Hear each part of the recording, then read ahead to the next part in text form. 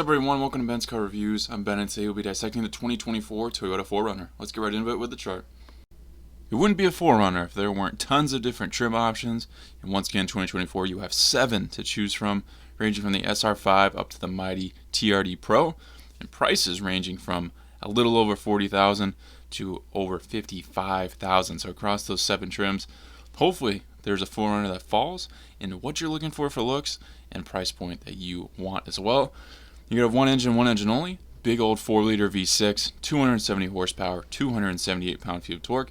I would like to maybe see one with a little more power for at least the top 2 or 3 trims, but I think that's plenty for what this vehicle is. Paired with a 5-speed automatic transmission. Drivetrain, you can have a 2-wheel drive or 4-wheel drive setup on most of those trims, but the TRD Pro will be standard with 4-wheel drive.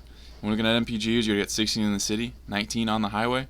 Not too bad for a big V6, about what you'd expect. Hopefully you can do a little better on the SR5, but expect it to maybe be a little bit worse on the TRD Pro, given the tires and all that jazz on that setup. So overall, not the worst, but not too good. Real quick guys, here at Ben's Car Reviews, I strive to bring the most accurate, relevant information in under 10 minutes. There's no misleading and no waste of time. If that's something that's intriguing to you and you like this content as you watch, please like and subscribe so I can continue to grow the channel. Let's keep going. Most 4Runner fans are diehards, and I can totally see why. It's like Wrangler owners, you're all in on the product you love, and the 4Runner has always been such a unique looking and great looking vehicle. I've always loved the style, and although I was hoping for a redesign for 2024, I can certainly settle for another year of the familiar look. I'm sure Toyota will keep on selling them. One of the best things about the 4Runner lineup is how each trim has its own unique look. I love when brands do this. The TRD Sport highlights with a commanding front grille, sporty hood scoop, and a color-keyed body details. The TRD Off Road brings black roof rails, a hood scoop again, unique 17-inch alloy wheels with black painted inserts. TRD Sport comes with 20-inch wheels, the TRD Sport gray metallic alloy wheels. Again, the Limited has 20-inch wheels, chrome body accents, and an XREAS Sport Enhancement suspension. And the mighty TRD Pro comes with oversized TRD tuned Fox high-performance shocks with rear remote reservoirs and a TRD tuned front springs. 1/4-inch thick aluminum skid plate designed to protect things up front.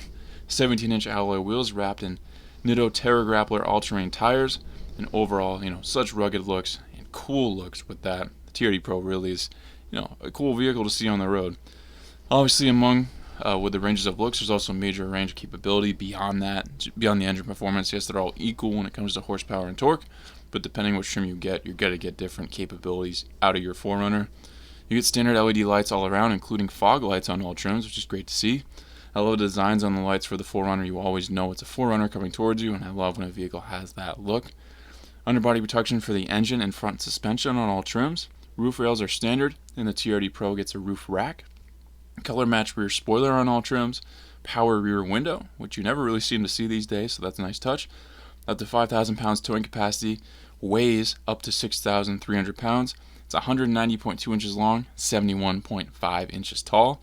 You get a 60-month, 60,000 mile powertrain warranty. I think the TRD Sport will be the best bang for your buck. There's no disguising how expensive this vehicle is across the board. So climbing the trim ladder, too high racks up cost quickly.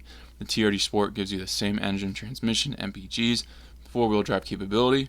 You get elevated exterior looks and options to advance it even more. And the interior that really doesn't differ from the top trims, which I'll show next. I don't see a need to go above the TRD Sport, but obviously you'll get more features, the more money you spend should you want to go with a higher trim. I have mixed feelings for my first impression of these interior setups.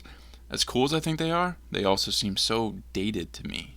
I don't think dated is necessarily a problem, especially when you look at that gear shift. I actually like how you have to go through, the angles and the alleyways of that shift, but I think for these price points, the buyer really deserves a more extravagant look, at least an updated design, screen sizes and all that you can deal with, but the overall design I think should be updated.